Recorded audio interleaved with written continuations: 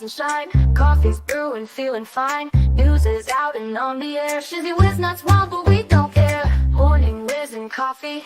Talk the news, he's a tease. Laugh it off, we're on the go. Shizzy whiz nuts, start the show. Let's go.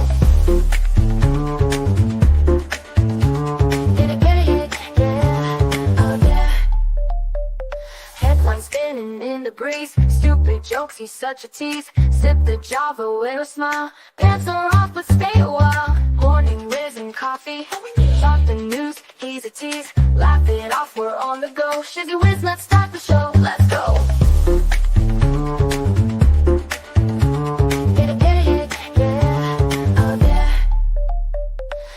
Spinning in the breeze, stupid jokes, he's such a tease. Sip the Java, wear a smile. Pants are off, but stay a while. Morning whiz and coffee. Talk the news, he's a tease. Laugh it off, we're on the go. Shizzy whiz, let's start the show. Let's go.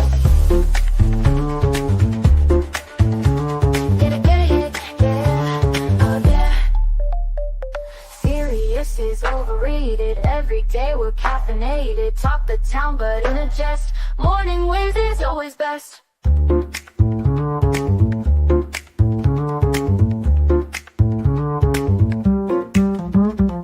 Clock is ticking, time to run. Morning show's a load of fun. Grab your mug, don't spill a drop. Laugh your ass off till you pop.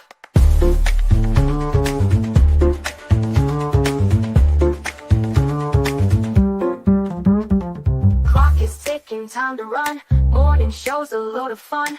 Grab your mug, don't spill a drop. Laugh your ass off till you pop.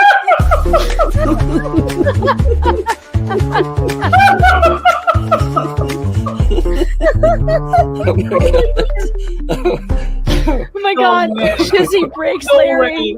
Shizzy breaks Larry.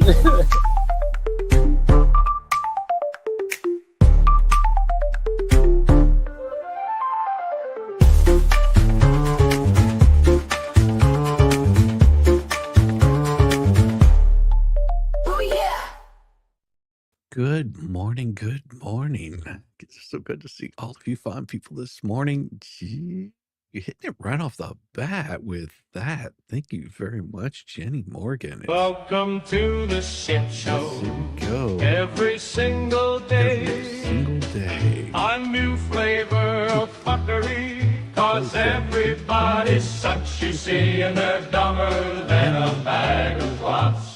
Monday, bullshit. Tuesday, bullshit. Wednesday, and then 4 more days of increasingly stupid, ridiculous, ignorant, boulder, dash, poppycock, bollocks, and fuckery. We're all over again.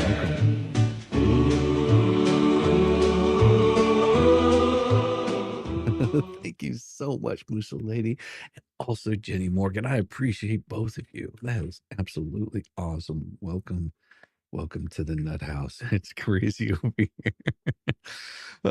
Yes, and you saw it this morning. Green EVBs, yes. Green Eve, it's Green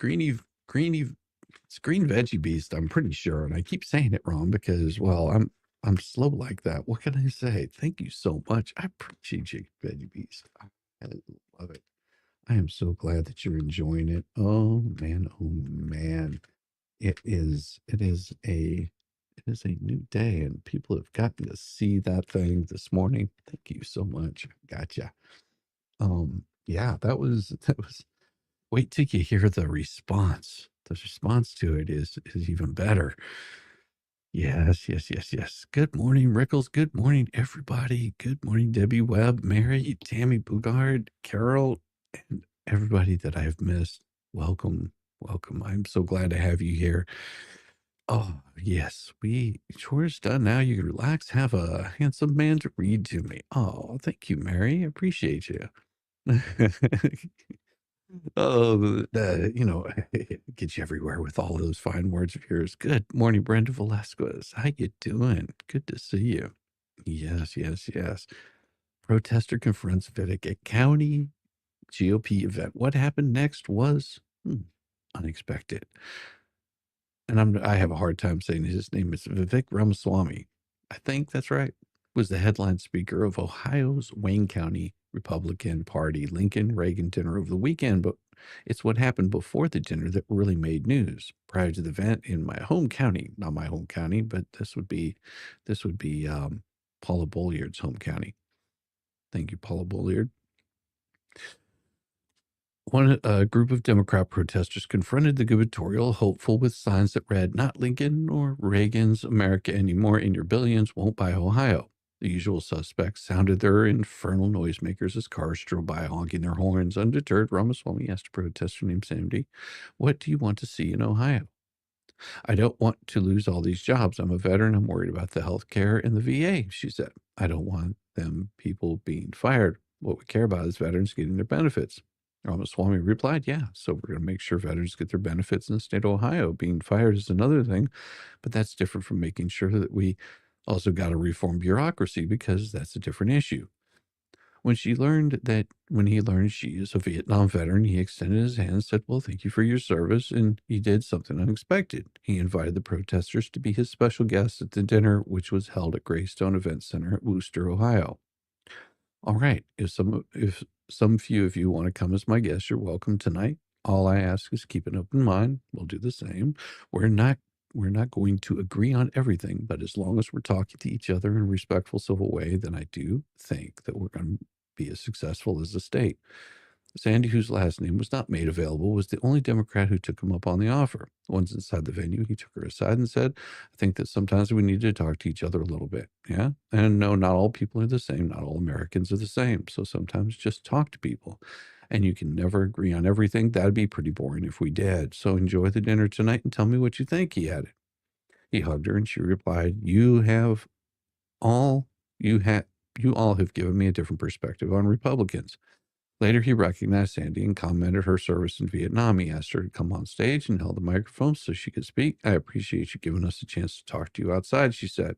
"I really wasn't expecting it because I'm not a Trump person." They both laughed. He quipped, "I was expecting that." "Thank you for your open-mindedness." He continued. The Republican crowd responded with enthusiastic applause. Ramaswamy posted a video on social media with a comment, met a group of vocal Democrat protesters outside tonight, invited one of them in to join us at dinner. She's a Vietnam veteran, was respectful, listened carefully through the evening. What she said by the end was incredible. And here. So what do you want to see in Ohio? I don't want all these jobs. I'm a veteran, and I'm worried about the health care and the VA. I don't want them people being fired. Well, what we care about is veterans getting their benefits, right? Well, yeah, being I'm fired worried is another about it. thing. Yeah, so we're going to make sure veterans get their benefits in the state of Ohio. But that's different from making sure that we also got to reform bureaucracy, because that's a different issue. Yeah, So that's what I look at. What part of the military did you serve in? Army, Army? Vietnam. Vietnam. Well, thank you for your service, all right? Yeah, If some few of you want to come as my guests, you're welcome tonight. All I'll ask is keep an open mind.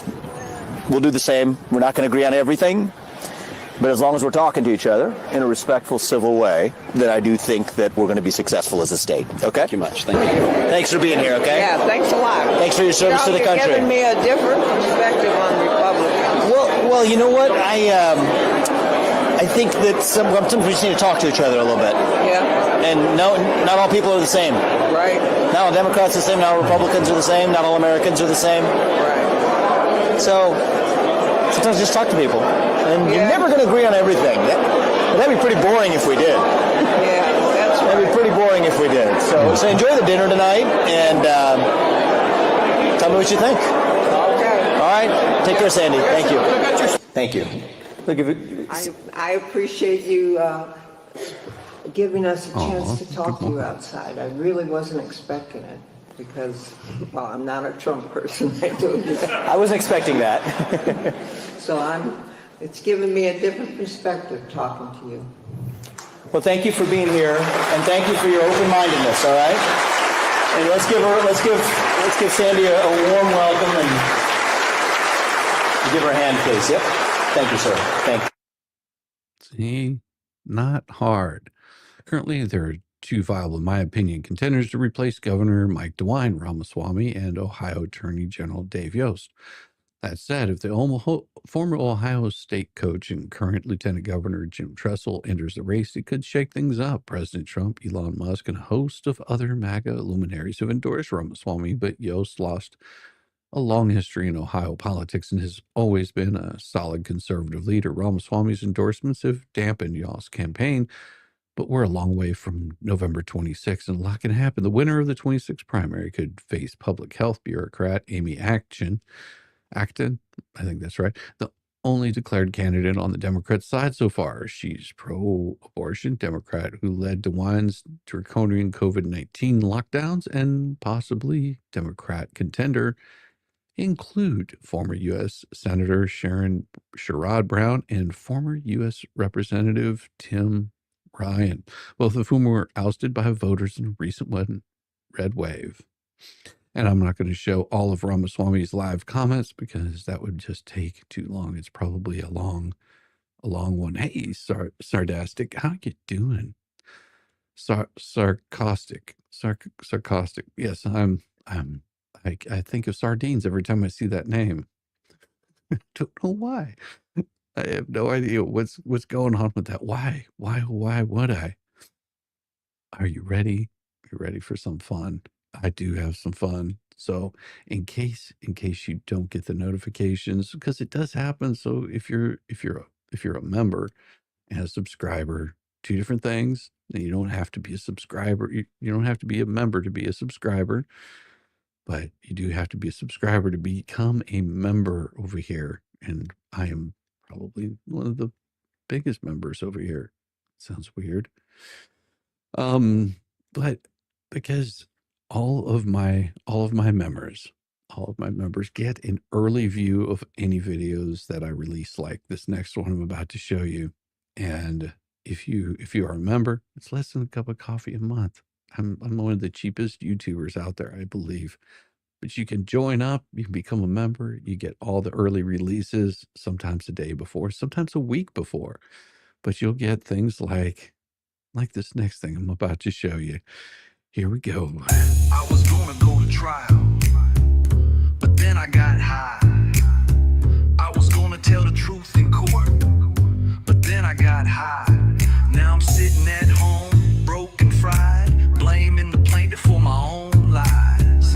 Yeah, my whole case died because I got high. Because I got high. Because I got high. Because I got high. Because I got high. I was gonna help my client win, but then I hit the pipe. Said I show up and do my job, but then I hit the pipe. Now I'm emailing threats, paranoid and dumb, saying don't look at me, it's everybody else's bum. I'm puffing devil's letters till my brain feels numb. Because I got high, because I got high, because I got fried, because I'm just that guy. Could have been a lawyer, could have been sharp and spree, but I lit that bowl, now I'm high on my own supply. Yeah, I'm losing my life because I got high. I was gonna file my motion right, but then I rolled a J. Said I'd stand up for my claims, but I toked it all away. Now I'm ghosting the court, begging for delay. Told the judge, hey man, I'm just too blazed. Got my fans all praying while I puff and play. Because I got high. Because I got high. You ever meet a lawyer who needs a smoke break every 15 minutes? Can't pick a jury, can't read the rules, but he can sure roll a blunt the size of his ethics. I was gonna tell my followers the truth, but then I hit the bomb. Planned to drop receipts and facts, but the stash was way too strong. Now I'm pitching GoFundMe's, claiming I'm broke, selling sob stories while I toke and choke, spinning tall tales, what a sorry joke. Because I got high, because I got high, because I can't deny I'm just that grifting guy. Could've touched some grass, but I'd rather lie. Hit the devil's lettuce, now I'm too damn fried. Yeah, my brain cells died. Because I got high. Because I got high. Because I got high. Because I got high. I was gonna build my case on facts, but then I sparked that green. Instead I'm on YouTube begging for cash, calling Jerry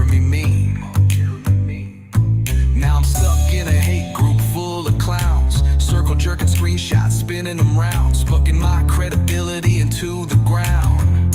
Because I got high. Could've been sober, could've been smart, could've known the law. But nah, I hit that blunt and blame my failure on the other guy. It wasn't the weed though, nah. It was the grift, it was the scam, it was the lies, it was the hate. And just maybe, it was the fact that I ain't worth a damn. Because I got high. Because I got high. Because I got high. Because I got high. Because I got high. Because I got high. Because I got high. Because I got high. Because I got high. Because I got high. Because I got high. Because I got high. Because I got high. Because I got high. Because I got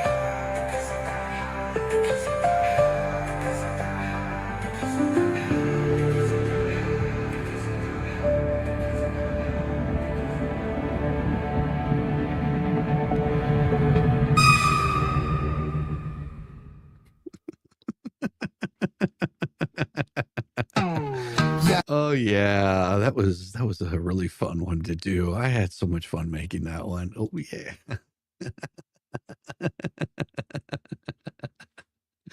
Oh, and the response one is even better. You'll have to wait for that one. That one will be coming out for members only. Pretty close, right at around 9 o'clock. It should be rolling out. It's gonna be good. Good morning. Kind of going back to bed. Wishing you a happy day. That's so good. I know. The devil's lettuce makes mellow salad.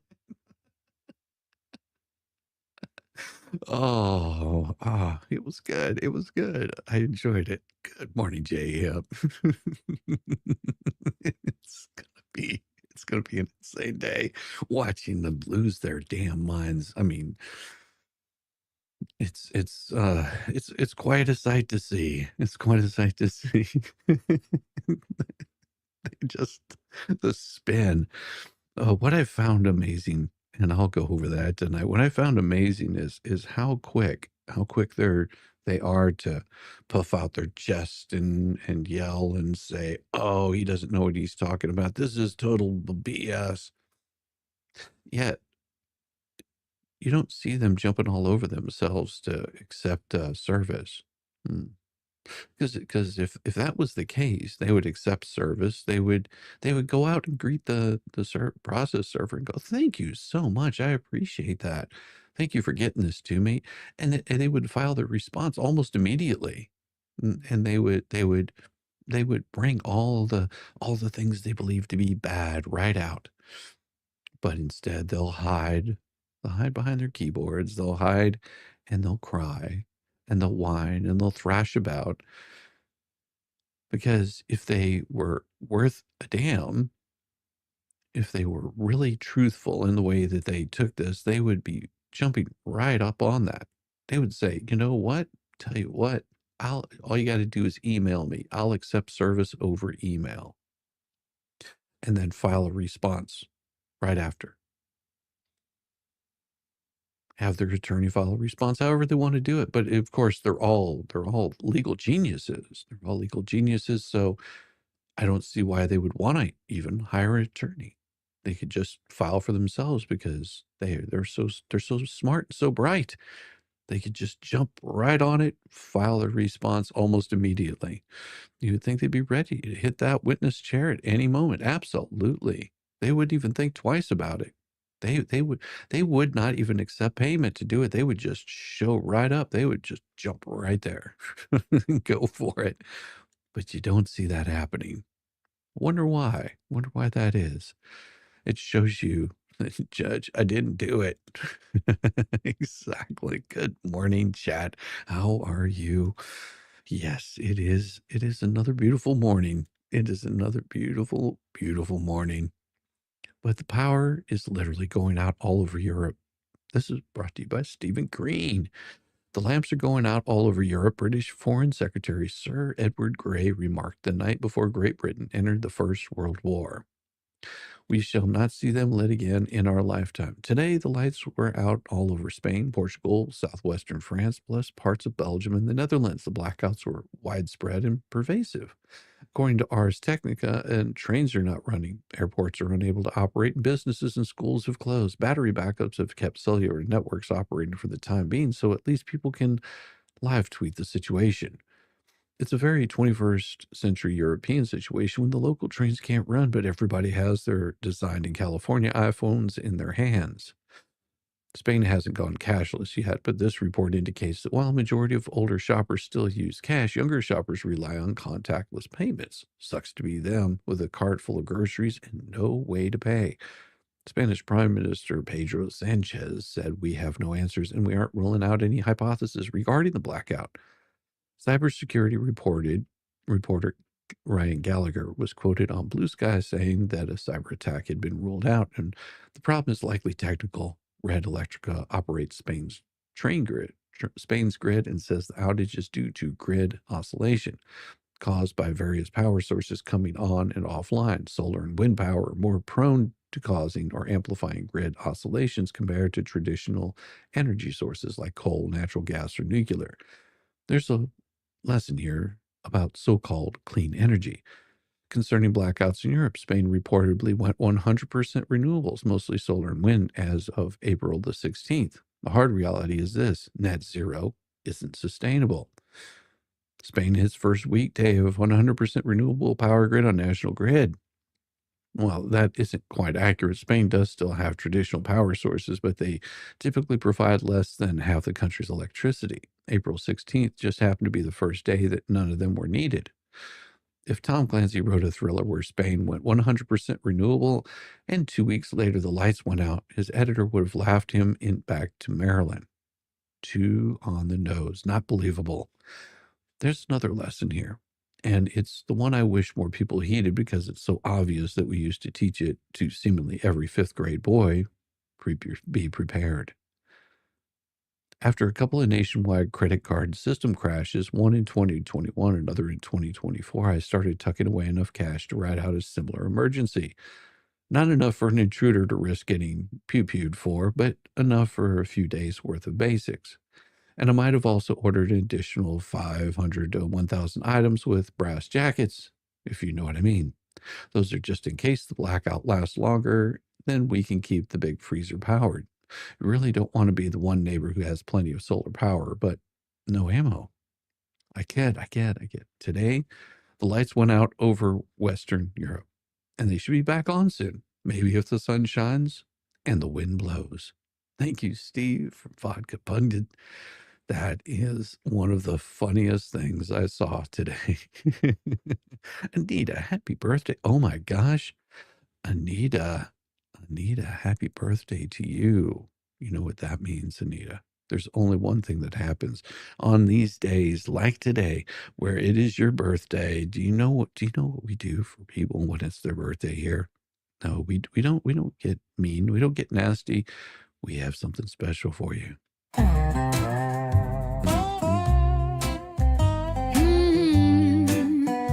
Oh my, happy birthday to you. Happy birthday to you. Happy birthday, it is your day. Happy birthday to you. Oh yeah, there you go. Happy birthday, Anita Drink. Welcome. Absolutely. That is for you. That is for you. Most definitely. Happy birthday. The art of the squeal. The art of the squeal is how Donald Trump's defeated the Democrats and ate their souls. It's true. Pressure makes diamonds. Can't have diamonds without pressure, but there's an important caveat. Pressure only makes diamonds if the potential, the core ingredients, weren't already there. You can squeeze dirt, dust, and debris till the end of time. You won't have a diamond, and all you'll have is a mess and very sore hands. It's also true for people. Most of us fold under pressure. For all the talk about rising to the occasion, sounds familiar, doesn't it? The opposite is more probable. Not only won't you rise to the occasion, but you'll perform significantly worse. Choking is suboptimal performance, not just poor performance, noted University of Chicago professor Sion Belloc, Baylock, the author of Choke, What the Secrets of the Brain Reveal About Getting It Right When You Have to. It's a performance that is inferior to what you can do and have done in the past, which is why it's so strategically advantageous to put your adversaries on tilt. I learned about tilt from a guy named Phil Gordon. He was a poker expert on NBC Bravo's Celebrity Poker Showdown TV and one of my very first PR assignments.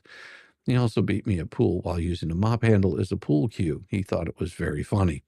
According to Gordon, he'd put opponents on tilt by doing something so jarring, annoying, inappropriate, or weird, they'd make emotional decisions instead of tactical decisions. Whatever it takes. Hey, if it's helpful to break win, let her rip, and I hope the casino is well ventilated. Another poker player I repped went into the World Series of Poker, mostly via the power of tilt. He'd place bets without looking at his cards, wander around the table like a Looney Tune, and act like a total goofball. He didn't win, but he threw everyone around him for a loop, demonstrating an important truth. In zero-sum negotiation, he who puts his opponent on tilt is he who usually prevails.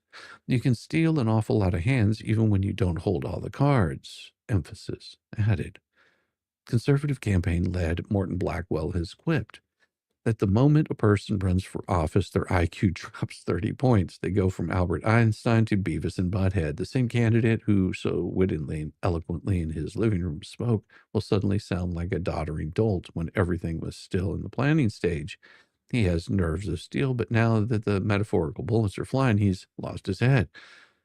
Smart people make stupid decisions under pressure. Politics is a tactical competition masquerading as an emotional contest. Yes, the emotions matter greatly, but only within the framework of your overall strategy. Emotion for its own sake is pointless. It's a means to an end, not an end in itself. Ever since June 16th of 2015, the day you know who descended Trump Tower's golden escalator, the Democrat Party has been making emotional decisions. They revved up their ID and turned him loose. Only once did they opt for tactics over emotion in 2020 when they sabotaged frontrunners Bernie Sanders' presidential campaign to wager their chips with Joe Biden.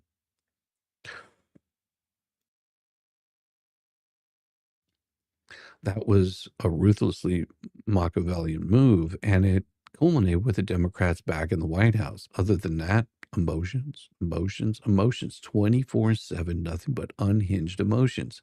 It comes across as perpetual PMS. Their hatred of Donald Trump is so severe, they're blind with rage. It's all encompassing impeachment, lawfare, personal attacks, crazed accusations, and utterly unhinged behavior. They become the poker player on tilt. It's why they keep joking. Consider the little mustached artist from Austria who held the title of Führer from August 34 till April 45, approximately 11 years, 8 months. Donald Trump announced he was running in June of 2015, roughly 10 years ago. So in just 2 more years, Donald Trump will have been literally the little mustached Austrian artist longer than he was. The mainstream media has been downright giddy over our president's current poll numbers. All the major outlets have run stories about it, describing him as devastating, weak, a disaster, historically awful. CNN's in-depth, hard-hitting, award-winning journalist analyst. The numbers suck. There's some truth to it. Amidst the tariff commotions and other upheaval, Trump's approval rating has declined. Matt Margolis provided a little more context. Of course, that's not entirely unexpected. When a president makes a decision, actually does something, not everyone will agree with it. But what the media strategy has predictably underreported is the real story and the painful consequences of the Democrat strategy. American politics is a binary contest. It's either Republicans or Democrats, and in zero-sum contests, he who puts his opponent on tilt is he who usually prevails. The Democrats have behaved like unhinged emotional whack jobs for so long, the American people don't trust them anymore. They might not be 100% thrilled with Trump, But unlike our last president, at least our current one is making an effort. The contrast is striking. Not only did Biden refuse to try, he was barely even alive. Meanwhile, the Democrats are now plotting their third attempt at impeachment. Likely Democrat presidential contender Governor J.B. Pritzker called for riots, protests, and other public disobedience. Never before in my life have I called for mass protest, mobilization, or disruption, but I am now. Not exactly calm, cool, or collected behavior, huh? The American people have noticed. Yesterday, Newsweek ran an article that all the other outlets all ignored. Americans still trust Donald Trump over Democrats. You see, no matter how devastating, weak, or disastrous Trump's poll numbers are, the Democrats are always consistently worse. In a head-to-head matchup, 37% of American people say they trusted Donald Trump to solve our country's problem, which isn't great, but it's a hell of a lot better than the 30% who chose Democrats. The margin grows to 9 points when asked which side is out of touch of the concerns of the American people. Nearly 70% say the Democrat Party is way out of touch. It's remarkable in a two-party ecosystem, 7 out of 10 people. If Republicans were running against someone sane, competent, and normal in 2026, they'd be reasons for concern. It's not like the Republican brand is exemplary, but today against today's Democrats, they don't have to be. Voltaire famously declared, "I have made but one prayer to God, a very short one. O Lord, make my enemies ridiculous," and God granted it. Looks like he's granted it more than once. Trump has squeezed the Democrats like an emotional vice. They're screaming, yelling, ranting, and squealing, been howling nonstop for 10 long years. At this point, it's their defining characteristic. The party of squealers. That's why I call it the art of the squeal. Thank you, Scott Pinsker. That's awesome. Hey, good morning, Miami. How you doing, girl? Puff, puff, pass. Yes. Do you want to hear that one again? Is that what you're really wanting? Are you wanting another one of those? Because I can always grab a cup of coffee, see, and you guys can just pass around the joysticks if that's what you're wanting to do. I think that's pretty funny. Is that what you would like? Would you like that this morning? Would you like another one of that? Okay. All right. Let me give me a second. I'll get it pulled up for you guys. I'll get it pulled up. Give me just a second, and then I'm going to grab myself some coffee, and you guys get to enjoy it once again. All right. Here we go. I'm going to go grab some coffee. Be right back. I was gonna go to trial, but then I got high. I was gonna tell the truth in court, but then I got high. Now I'm sitting at home, broke and fried, blaming the plaintiff for my own lies. Yeah, my whole case died because I got high. Because I got high. Because I got high. Because I got high. Because I got high. I was gonna help my client win, but then I hit the pipe. Said I show up and do my job, but then I hit the pipe. Now I'm emailing threats, paranoid and dumb, saying don't look at me, it's everybody else's bum. I'm puffing devil's letters till my brain feels numb. Because I got high, because I got high, because I got fried, because I'm just that guy. Could have been a lawyer, could have been sharp and spree, but I lit that bowl, now I'm high on my own supply. Yeah, I'm losing my life because I got high. I was gonna file my motion right, but then I rolled a J. Said I'd stand up for my claims, but I toked it all away.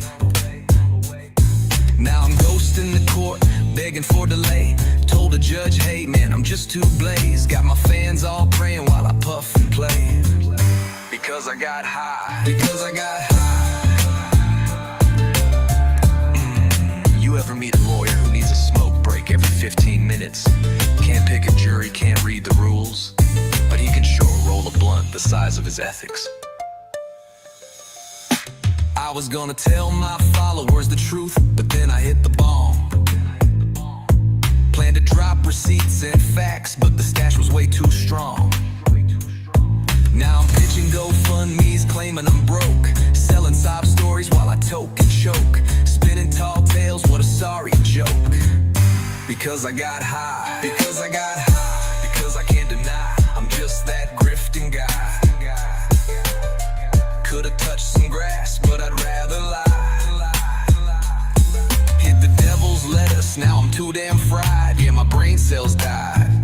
Because I got high, because I got high, because I got high, because I got high. I was gonna build my case on facts, but then I sparked that green.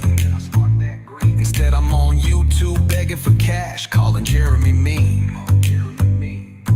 Now I'm stuck in a hate group full of clowns, circle jerking screenshots, spinning them round, spucking my credibility into the ground. Because I got high, because I got high. Could've been sober, could've been smart, could've known the law, but nah, I hit that blunt and blame my failure on the other guy. It wasn't the weed though, nah. It was the grift, it was the scam, it was the lies, it was the hate, and just maybe it was the fact that I ain't worth a damn, worth a damn. Because I got high, because I got high, because I got high, because I got high, because I got high, because I got high, because I got high, because I got high, because I got high, because I got high, because I got high, because I got high, because I got high.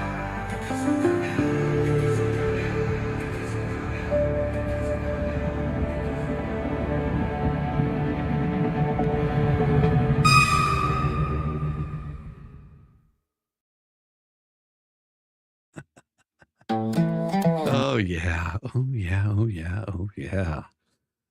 That was a fun one to make, and there will be one coming out today. Now, if you stick around long enough, I'm going to give a brief recap of yesterday in my usual typical, sarcastic way that I usually do of the Karen Reed trial. So stick around for that, because that'll be happening towards the end, and of course, I'll be firing you guys off to go see somebody that'll be watching the trial from gavel to gavel and probably giving their own outlook on all of it. So stay tuned for that.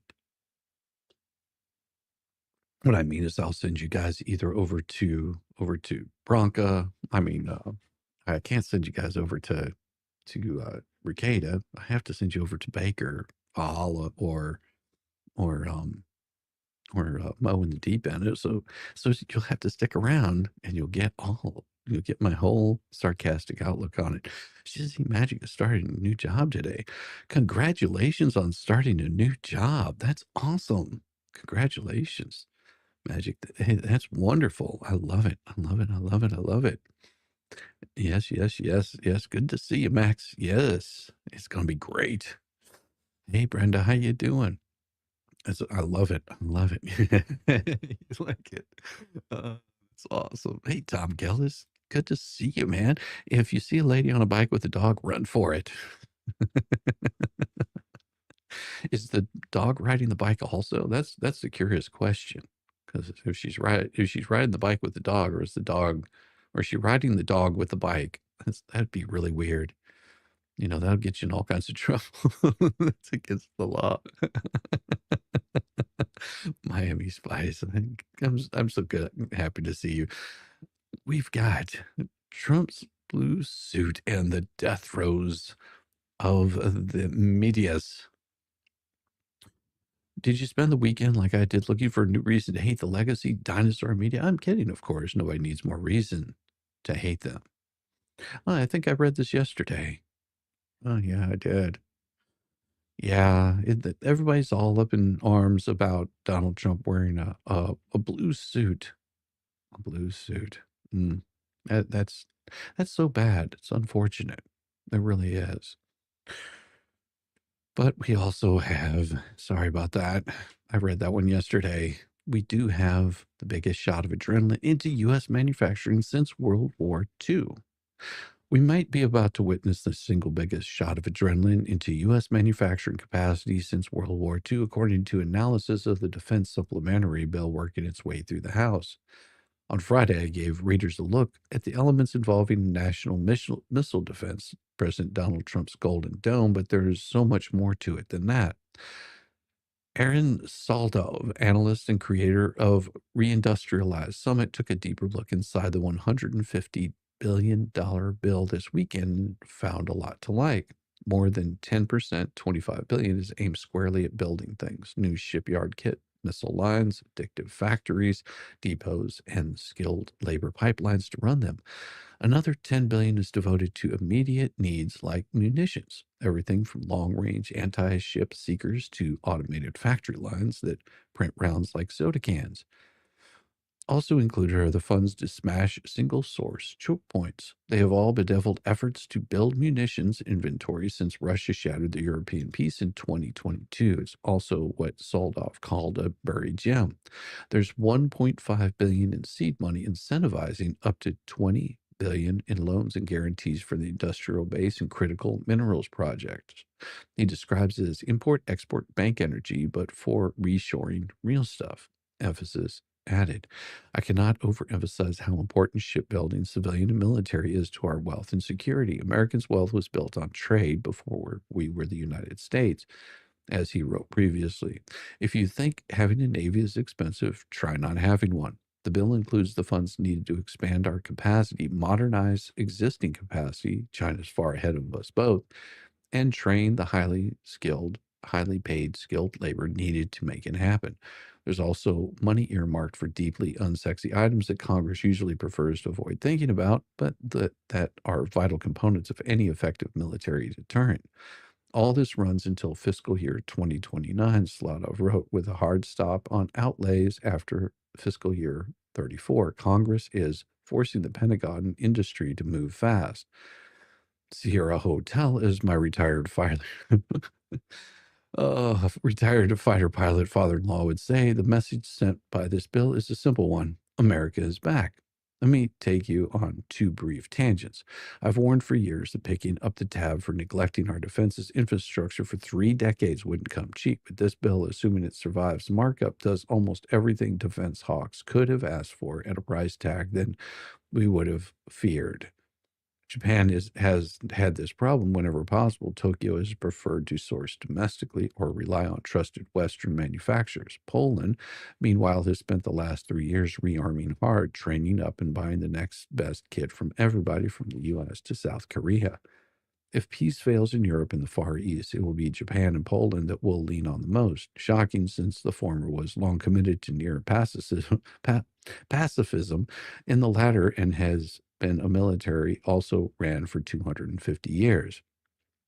When so many of your allies are slackers, Britain, France, Germany, you might want to give a shout out to the ones pulling their weight. There's too much misunderstanding about the size of manufacturing in the U.S. The value of manufactured goods has actually grown by 85% since NAFTA came into force on January 1st, 1994. But the economy has grown by nearly 2.5 times since then. So, as a share of all economic output, manufacturing, the skilled, better paying jobs that go with it, has shrunk from about 16% of the entire economy in 1994 to slightly under 10% today. So while it's hardly true that manufacturing has been hollowed out, millions of people missed out on their jobs that got moved abroad or never materialized here. Worse is how many of those jobs were in industries vital to national defense. Tariffs alone, I keep reminding people, won't bring back those vital industries or jobs. But this bill might just provide the necessary kickstart. Today might be a good day to call your Congress critters and let them know. Oh my God. This is awesome. This next one, I love this. Good morning. Good morning, Zach. This morning's briefing: fat, drunken governor of Illinois is no way to go through life, son. Top of the morning, all you cruiser morning briefing friends. It's a roll of the dice to fire roast a whole chicken whilst wearing alpaca leotard. Democrats are really trying to shake the political zen out of me, aren't they? I have deep reserves of the most kinds of self-control, so I won't let this succeed. I can live with everything that they are doing without throwing anyone through a window. Actually, that's actually one of the daily affirmations I have on post-it notes over my desk and around the windows. Also, I have mentioned on more than one occasion watching them flail about like drunken chimps at a feces flinging festival can be mildly entertaining from a distance, of course, and almost every way too early prognostication piece about the potential saviors of the Democrat Party in the 28 presidential election, Illinois Governor J.B. Pritzker, is mentioned for reasons that are mostly difficult to fathom. A cursory glance at the driverless clown car of congressional Democrats makes it easy to understand why they would cast their guys about for a governor, but Pritzker doesn't seem to be the most dynamic of choices. His only real claim to political fame is that he's never been incarcerated, which is practically a rite of passage for Illinois politicians. Doughy Governor Poppin' Fresh is taking some of the minor hype around him and trying to position himself as one of the tough guys in the Democrats' sad resist tantrum. And this is from Rebecca Downs. Never before in my life have I called for mass protest, but for mobilization for disruption. Pritzker began by saying, as if that was some sort of defense, but I am now, he continued, as which was met with wild applause and even cheers of yeah from the audience.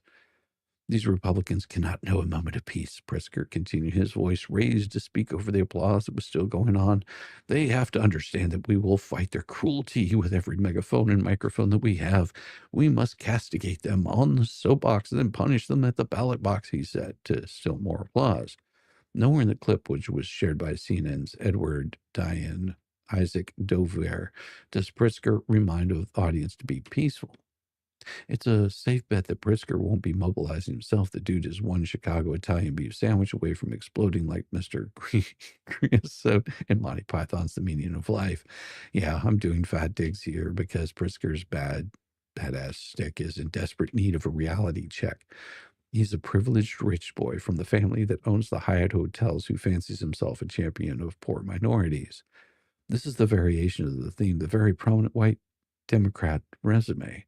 Rebecca's post goes on to feature a few people who pointed out that Pritzker's rhetoric could easily be construed as calling for another assassination attempt on President Trump. I wrote last Friday's briefing that we know the Dems won't be resisting in any place where they're outnumbered and don't have friendlies in local law enforcement. Its tough-talking leaders of the party are all hat and no cattle, given that obviously coordinated hive mind rhetoric must have the incitement of violence against the president as its ultimate goal. I'm no legal expert, but that seems to be a little insurrection-y to me. Lock him up if they can find a cell that he fits in. And I'm not going to play the Animal House because that'll definitely get me a copyright, which I don't want to deal with today. I don't feel like dealing with a copyright. Oh, the governor whose family owns 68 NGOs. Crime more, Pritzy. Exactly. But we do have a win for Make America Healthy Again movement. Yeah, we do have that. Some score one for the Make America Healthy Again movement after Health and Human Services Secretary Robert F. Kennedy Jr. called for a crackdown on artificial agreements. PepsiCo wasted no time getting the message. On an April 24 conference call, PepsiCo chairman and CEO Ramon Lagarta announced that the company has already begun reducing artificial ingredients across its products. We've been leading the transformation of the industry now for a long time on sodium reduction, sugar reduction, and better fats, Lagarta said. Amazing you couldn't have done this before. Now under pressure from a public fed up with chemicals in their food, PepsiCo is finally moving faster towards cleaning up its act, a clear sign that the Make America Healthy Again movement is already having a powerful impact. 60% plus of our portfolio today doesn't have any artificial colors, Lagarde added, indicating that the company is undergoing the transition. Lagarde cited examples such as Lay's and Tostitos, which will be out of artificial colors by the end of this year. So we're well underway. RFK Jr. and Dr. Martin Macri, U.S. Food and Drug Administration Commissioner, announced a ban on petroleum-based synthetic dyes from America's food supply last Tuesday. As the HHS noted in its news release, among the steps to be taken are establishing a national standard and timeline for the food industry to transition from petrochemical-based dyes to natural alternatives, initiating the process to revoke authorize for 2 synthetic food colorings, citrus red number 2 and orange B, with coming months and working with industry to eliminate 6 remaining synthetic dyes, FD&C green number 3, FDC red number 4, FD&C yellow number 5, FD&C yellow number 6, blue and blue 1 and blue 2 from the food supply by the end of next year. And we're just in May. Well, coming up on May. Certified nutritionists and make America healthy again. Supporter Liana Warner Gray celebrated PepsiCo's move as a major step forward. This is a huge win for public health and long overdue. Why couldn't they have done this earlier? Warner Gray, author of Earth Diet, explained her philosophy is all about getting back to nature. So eating foods from nature, eating real nutrition, eating foods that God provides us with naturally.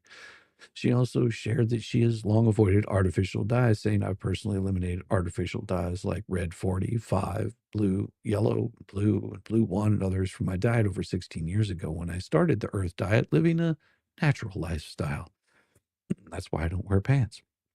She added, once I removed these dyes and switched to natural whole food-based alternatives, those symptoms, frequent major mood swings, anxiety, skin breakouts, and energy crashes went away too.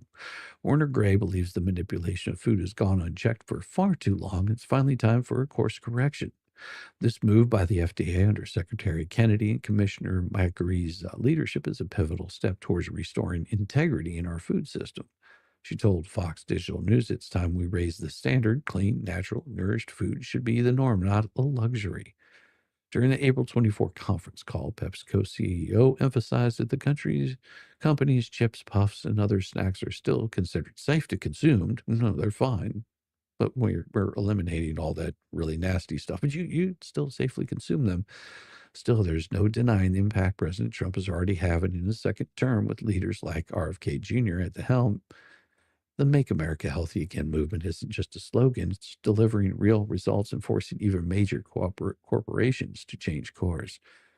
And what's also amazing is watching the transformation happen in my wife due to RFK. Yeah, see, a lot of people don't realize, but some of you, quite a few of you know that my wife is hardcore lefty. And she hates everything about Trump. Until it came to this speech that he had about the autism, and the reason that it becomes one of those kinds of conversations that might be a little bit hard for people to understand. One of our very close friends, their child he's nonverbal autistic, and he's coming in on his teenage years, and it becomes one of those thoughts that, most of these, anti-Trump, I hate Trump, they don't tend to look into the future and see the kinds of things, unlike her friend, which has, a nonverbal, and at some point in time, they're going to be too old to care for him, too sick, or they might pass away, or something bad can happen to them. And at that point, what happens? Whenever this child that's autistic hits his 30s, 40s, 50s, who's going to care for him? They've had to make those kinds of long-term plans to make sure that he can be handled. Imagine what happens whenever he has an episode in the middle of a grocery store and he's got all that testosterone flowing. How are they going to contain him or control him? Becomes a very, very dangerous problem. Technically, pot is not legal in any state. Certain states choose to not enforce certain federal laws concerning zivvy, the devil's lettuce. Yeah, that's very true. Yes. New York Times downplays pilot error in a deadly DC crash to push preferred narrative. Now, make sure that you guys are sticking around because I am going to have some Karen Reed talk here pretty soon. probably right after this. New York Times downplays pilot error in deadly DC crash to push preferred narrative. Once again, the failing New York Times is running interference and burying the real story to protect their preferred narrative. An article headlined Missteps, Equipment Problems, and Common but Risky Practice led to a fatal crash, which is about January's devastating crash at Reagan National Airport, is a textbook example of mainstream media malpractice. An honest headline would have read helicopter pilot ignores multiple safety warnings before a fatal crash. The liberal paper of record spent roughly 1,000 words dancing around the obvious truth. The helicopter pilot directly caused this tragedy by ignoring multiple explicit warnings. But that wouldn't fit their preferred story about systemic failures, would it? Let me spell out what the Times buried deep in their article. The Black Hawk pilot received clear, explicit warnings about altitude from her co-pilot. The co-pilot explicitly instructed her to turn away from the passenger jet. And what did she do? She ignored those warnings and flew straight into the path of an American Airlines flight carrying 64 innocent people. The Black Hawk was 15 seconds away from crossing paths with the jet. Warrant Officer Eves then turned his attention to Captain Lobach. He told her he believed that air traffic control wanted them to turn left towards the East Riverbank. Turning left would have opened up more space between the helicopter and Flight 5342, which was headed for runway 33 at an altitude of roughly 300 feet. She did not turn left. But instead of leading with these crucial facts, the Time gives us a meandering story about visual separation procedures and aviation practices, classic mainstream media, sleight of hand. When the facts don't fit your preferred narrative, bury them under a mountain of context and systemic analysis. The New York Times story, and Alex Bernson put this on Twitter, the New York Times story about the January DC plane crash hides its takeaway until the last sentences. The lady helicopter pilot ignored multiple warnings from her right seat about altitude and his directly telling her to turn away, and flew straight into a passenger jet. Black Hawk was 15 seconds away from Sing Pass with the jet. Warrant officer. Yeah, it's crazy. Here's what the Times doesn't want you to focus on. This wasn't some complex system failure that Democrats can use to blame the Trump administration. This wasn't about equipment problems or procedural issues. This was about a pilot who ignored basic safety protocols and clear warnings from her co-pilot, full stop. As we know, the liberal media and the Democrat Party immediately sought to blame the Trump administration for the crash, claiming the FAA cuts created the environment for the crash to happen. The Army Black Hawk was flying well above its approved altitude. The co-pilot knew it. Air traffic control knew it. The families of the 64 people who lost their lives in this entirely preventable tragedy deserve better than the Times narrative manipulation. They deserve the truth, plainly stated. Their loved ones died because a pilot ignored multiple explicit warnings and violated basic safety protocols. They don't want us focusing on the pilot because then some uncomfortable questions have to be asked. Remember this the next time the mainstream media tries to lecture us about speaking truth to power or holding people accountable. Their idea of accountability apparently depends entirely on whether the truth fits their preferred narrative. In the meantime, I'll keep doing their job for them, telling the truth they won't tell and calling out their propaganda for what it is. Thank you again, Mark Margolis. That is wonderful. That was absolutely wonderful. And that's 2 articles we've had by him today. That's pretty damned awesome. Now I told you that we were going to get into some of the Karen Reed. Oh, yes. And then, of course, I'll probably be ending a little bit early today. I have a lot to do.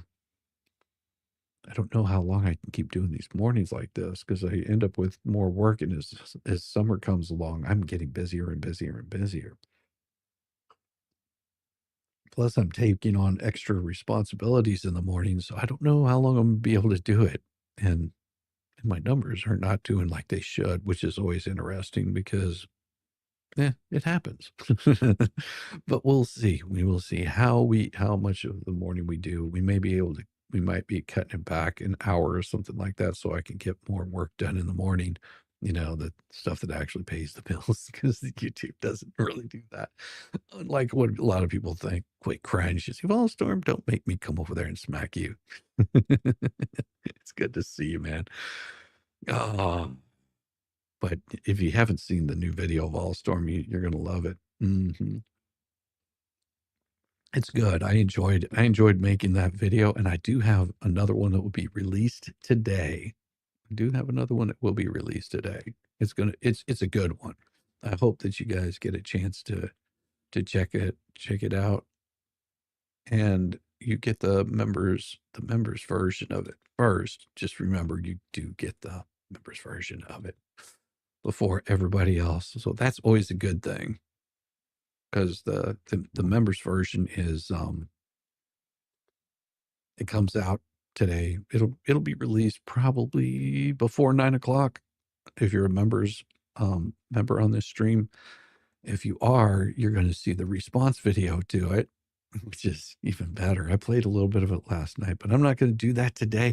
What I am going to do today is I'm going to dig into the Karen read for you with a nice, wonderful, open letter. So I hope that you are ready for it. Here we go.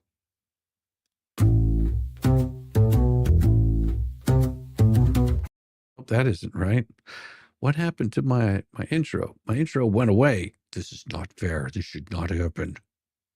I know how to fix this. I know how to fix this right away. I can fix this in just a couple of seconds. Yeah, there we go. Now I can make it happen. Damn it. It is about time. Let's break this mother down. With Shizzy, Whiz, Nut.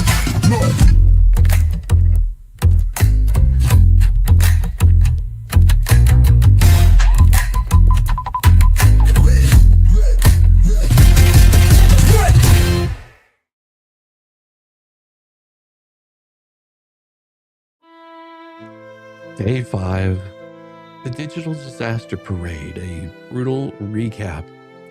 Welcome back to Judge Beverly Kodiak Moment Cannon's traveling circus, where the jurors were lovingly babysat into confirming that they hadn't Googled how to survive the worst prosecution in history over the weekend. Spoiler, they nodded like over-sugared toddlers at nap time. Enter Ian Whiffen, the smartest guy in the room full of finger painters.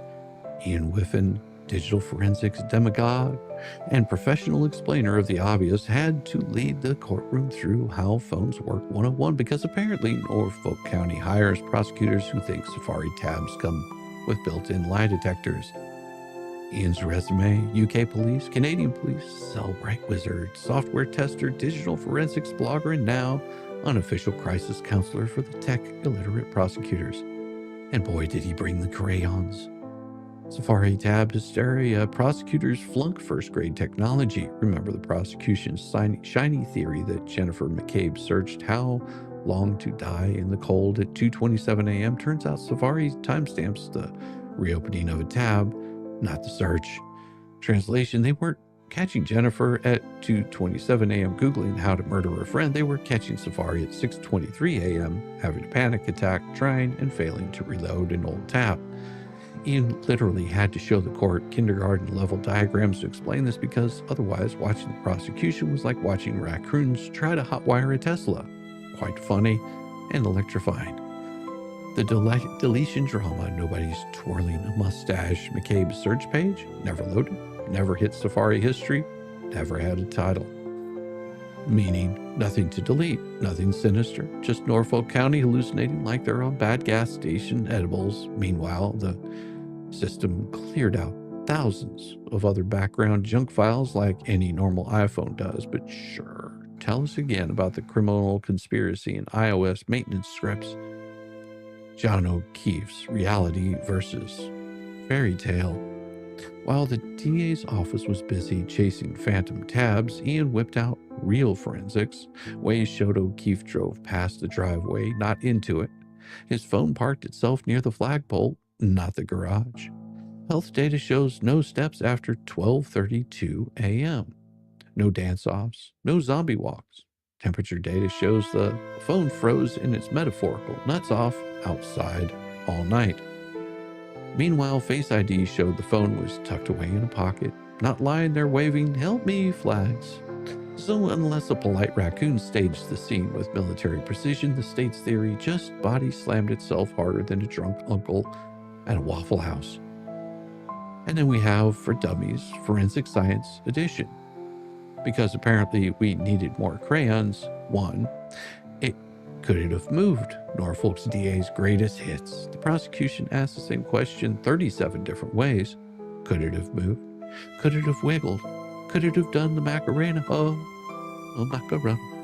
Answer is no. It sat still like every prosecutor's brain during science class. Health data, no Michael Jackson moonwalk. Final steps at 12:32, then nothing. The phone wasn't running.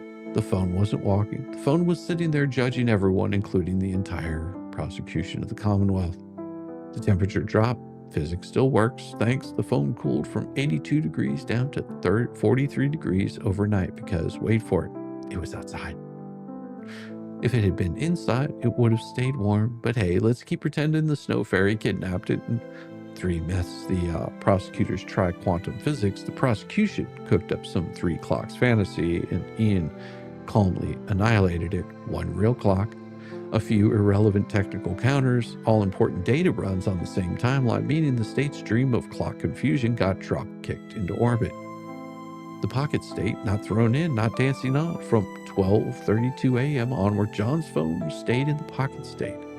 No waving around, no being flung across driveways, just lying still, tragically and silently exposing how bad the prosecution's life is. Unless, of course, a raccoon decided to gently put it back into a jacket, still waiting on that expert testimony. And the summary of the evidence versus fantasy was health data screws the state, location data screws the state, temperature data, state screwed still. Pocket state, well, state is screwed by the state. John O'Keefe's phone is basically sitting on a witness stand screaming, "You idiots are wrong." Yes. And it's only day 5. Bonus round. Wolf on the stand, integrity and free fall. Wolf cross-examination by the prosecution. Wolf admitted he sent the defense coaching materials on the night before his testimony. He forgot to mention he was suggesting defenses against the Commonwealth's case, used "I don't believe so" like a punctuation to dodge direct answers. Nothing says trustworthy expert like a man squirming harder than a worm on a hot sidewalk. And of course, there was a redirect by the defense. They tried to paint him as a good Samaritan who just wanted the jury to understand the math. They stressed he wasn't paid yet because unpaid bias is way more ethical, right? Reality check. Wolf got fed DOJ data about other witnesses violating sequestration rules. He let defenses fix his mistakes instead of owning them in court. He only admitted to lies about his qualifications when cornered. Congratulations, Wolf. You've officially joined the Norfolk's DA traveling caravan of credibility roadkill. The final verdict.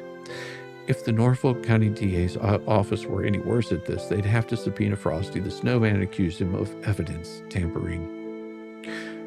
Stay tuned, because at this rate, the only thing more frozen than the crime scene is the prosecution's hope, drastic hope, of winning.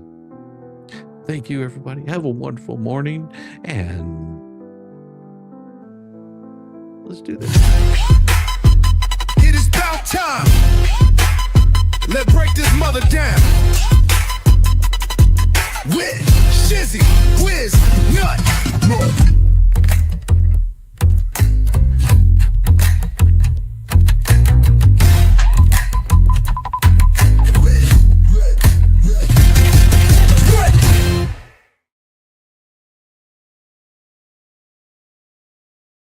That was fun, right? You enjoy that? Frosty would melt in Bev's hell. Hey, good to see y'all. See you in the morning. Yeah, it's good to see you in the morning also. He disabled Dahlia. Yeah. Well, I haven't left yet. Fall storm. Oh, no. You bastard with that. Welcome to the shit show. Oh, yeah. Every single day. Every single day. A new flavor of fuckery. 'Cause everybody's such, you see, and they're dumber than a bag of rocks. Monday, bullshit. Tuesday, bullshit. Wednesday, and then 4 more days of increasingly stupid, ridiculous, ignorant, balderdash, poppycock, bollocks, and fuckery. Yeah, it all over again. Oh, yeah.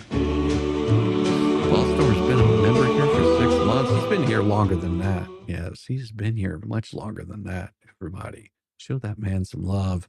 Yes, love this song. Yes, it's a great song. I enjoy it immensely. Now, I will have a longer version of that comes out later. That was just a really quick breakdown on the Karen Reed trial. It was, basically a bunch of digital forensics that came out. Not anything super important. But it seems like they're I don't know if they're tanking their case altogether or what, but we'll see how they try to bring it all together at the very end of this. And stay tuned for me firing off all you wonderful people over to probably the baker, because I might send you over to Mo in the deep end. We'll see what happens here in the next few minutes. Now tonight, oh boy, it's going to go absolutely crazy. You have no idea how insane tonight's going to be because, of course, Randy dropped his filing. Now that of course there's lots of things in that filing that I haven't gone over. A little bit of the rules, a little bit of the things that they've been talking about, a lot of things that Randy brought up that weren't in the first one, and those right there are going to be very, very important going forward. Also, you'll see that there was this wonderful thing that was being said that a lot of people missed out on, and that was coming from this whole anti what the hell's ecosystem. Because for the past, I don't know, almost a year, they could not wait. They cannot wait to be on that witness stand. They cannot wait to destroy Jeremy, but because of all of his lies and prove him wrong. And they're already talking about making frivolous filings and pleadings. Interesting, isn't it? How now they're being called to the carpet, yet they don't want to address these right off the bat. They're already starting their infighting, trying to figure out who the mole is. Well, and you notice that there was some people that were on there last time that aren't on there anymore. Do you think they're the mole? No, it couldn't be. They would never do such a thing. Everybody's expecting Volmit to be on there. For some reason, he's not on there either. He's so angry. They didn't add me. I feel completely useless. But he's, of course, like their literary genius of what do you call that? What do you call that? Oh, yes, he's their legal scholar. There you go, legal scholar. So it's going to be very interesting to see how they're going to spend all of their lies that they've been telling for the past, I don't know, 2 years, 3 years. They just can't stop. They've already gone on the attack of Tug. They've already gone on the attack of Megan Fox. Anybody that supports the Hales, they've gone on the attack for them. And it's going to ramp up, I guarantee 100%, because they can't handle being wrong. They've always got to have the last word. Yeah, Deuce won't qualify as a mole. An eater, yes, but not a mole. That's pretty good. I don't want to get a suit. I'm just a dumb pearhead with a walnut-sized brain. Yeah. Yeah, nobody wants to be sued. They've been asking for it. They have been asking for it, and they have proven it yet again by screaming it from the rooftops and their little platforms. They've been screaming, saying, "Oh, I can't wait. Go ahead, sue me. This is what's coming from them. Oh, please do that. Oh, do it. Tell me, Mr. Hales, and I'm going to be all up in your grill." Yeah, but you notice that they avoided deposition. Mm. You notice that they avoided taking and speaking their truth, except from behind their cameras. Maybe because they couldn't handle showing their face. I don't know. There's always a reason why they're doing that, because for them, it is about the content. It's not about what they've done wrong, being called on the carpet for it. Now they'll say, well, that's not proper. They can't call us out on that. If you're going after a man's business, yes, that right there will get you in trouble. I'm either a soldier or an associate for Megan. Well, yeah, I haven't figured out what they consider it. I keep telling them that I'm an old man and a heartard, but they don't believe me. And I'm still smarter than they are. It's not my fault. I can't help it. The camera adds 10 pounds, Jesse. That much extra weight would crash them through the floor. That's so much. That's so bad. You guys are absolutely horrible. How dare you? It's not their fault that they have eating impulse controls, you know? We all have those kinds of issues. I can attest to that. Most don't watch the content they pass around the vomit bucket. Yeah. It is amazing how crazy it is about to get. Trust me, it will get absolutely crazier before it gets better. And I'm only 1/3 of the way through Randy's document, 1/4 of the way through Randy's filing. Oh, they will try. No, you'll notice that they don't read all that's in there, and they already are saying, "Well, there's no wings beneath his feet. There's no wings beneath his feet." Well, you're about to find out, and when you do, don't be surprised to see this is not going to go the way they think it's going to go. Nobody knows how the judge is going to rule on any particular day, on any particular motion, on any particular filing. But we'll be going over it tonight and mocking it as usual, because that's what we do. That's what we do best. We mock it all. If you come for the mockery, then you came to the right place. If you're worried about all the ramifications of mockery, then oh my gosh, what is wrong with you? Go out, touch grass. As we've said before, none of this would have been happening had Lynette told the truth. Had she ceased and desisted from doing what she was doing. If her and John Cook would have stopped what they were doing, but instead they doubled down. And then they got a whole bunch of people to jump on the gravy train along with them. And triple down, quadruple down. It was like watching a bunch of, kindergartners go into a McDonald's and given free, Happy Meals. They just started porking out. That's kind of what happens. Kind of losing faith in federal judge after last week. No. And I said this before, the judge, here's the thing. The judge did what he did because he's done with the messing around portion of it. Okay. Also understand that the way that the judge ruled on this, yes, it sucks, but you also have to look at it from the judge's perspective. Had Randy already filed the update to this, he probably would not have granted him so much time.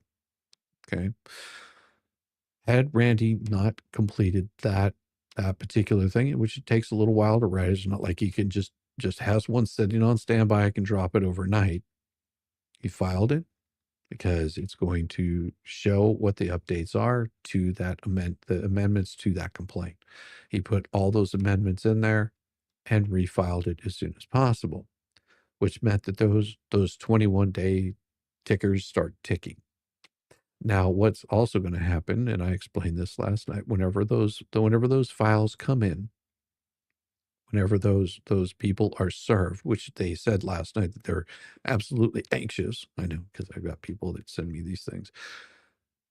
They're very anxious about getting served, that they're wanting to get up there and speak their truth. They are ready to show all of Jeremy's lies. They have all of the receipts. They've been saving all these receipts, and they're happy to show every single bit of it.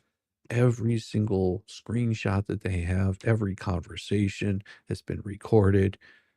They have every single thing. And that's what they want to show the judge. This is what they said from their own flapping jaws. Everyone from Lisa, Fleesa, or whatever her name is, to Lynette, to Bubbles, Paint Chips, all of them say they have all of that information, and they are more than willing to hand every single bit of that over. So discovery should take no time at all. Absolutely no time at all. They should get through discovery really quick. So we'll see. We'll see. We'll see how fast their lies stack up on what they say, because what they say and what they do are two different things. It's sort of like their eating habits. Just watch. I can only watch them on times 2, and still that probably moves really slow. East Texas Cowboy probably still moves really slow. There's lots of ums and you know, trying to figure out what to say, because they have no cognitive response on most of it.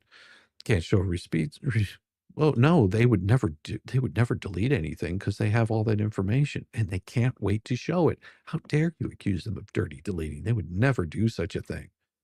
No, they would never delete any of that stuff. No. They've got every single thing. They've said this. They have all the receipts.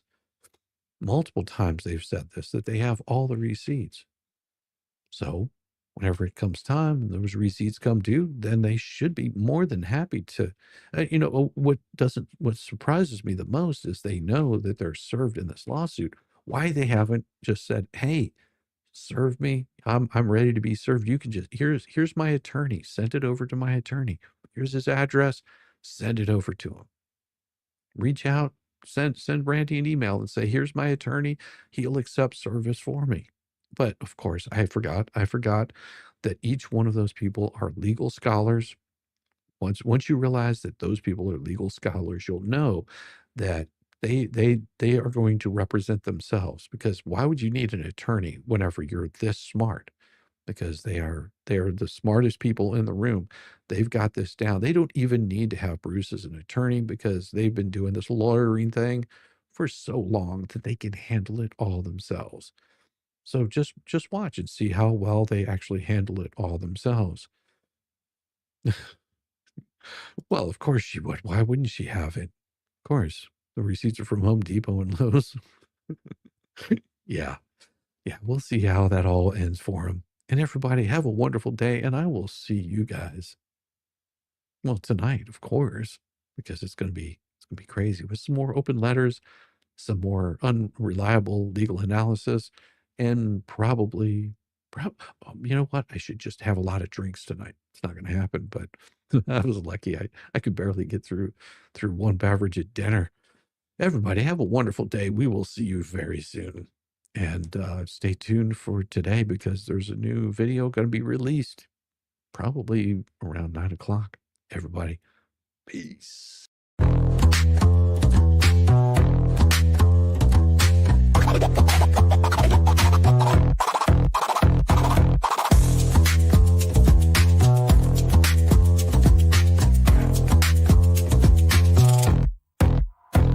Oh, you thought I was done, bless your heart, but I'm still living rent-free, it's a work of art. Call me daddy, call me nut, call me the goat. You're paddling upstream while I'm running this boat. You say, I don't care, yet you're glued to the screen, caught up in my glow while you stay unseen. Your shade's like a breeze, it's barely a draft. Meanwhile, I'm the Picasso of roasting your ass. You say you're over me, oh how cute, but here I am, still the star of your loop. You're my biggest fans, don't even deny, so grab some popcorn when daddy goes live. Live.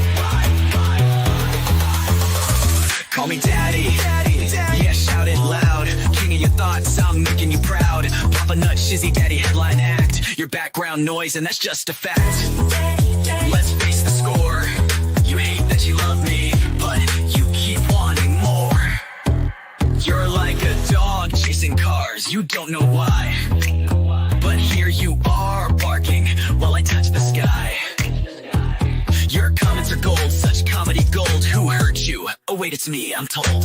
You're keeping tabs like an unpaid intern while I'm cashing checks. When will you learn? Your timeline's a shrine to every move I make. I'd say thanks, but you're a nasty skank. Oh shizzy's washed up.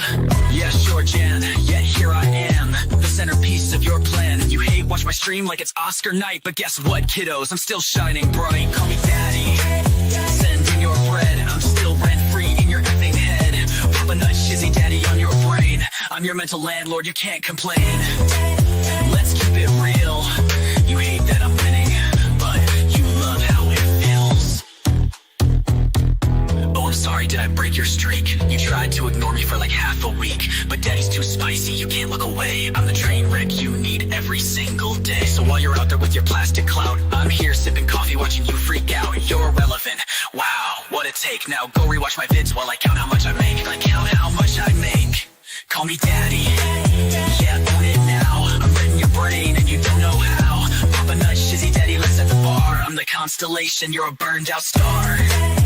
Embrace your role, cause I'm the main character. You're just an old ragged ass, burned out troll. So that's your bedtime story, kids tucked in sweet and snug. Shizzy daddy's forever, you lose and you're stuck in the mud. Now say goodnight to Papa Nut, your mental pain. Oh wait, you will see me tomorrow's agenda will see me tomorrow. Same obsession, same effing thing. Make sure you show most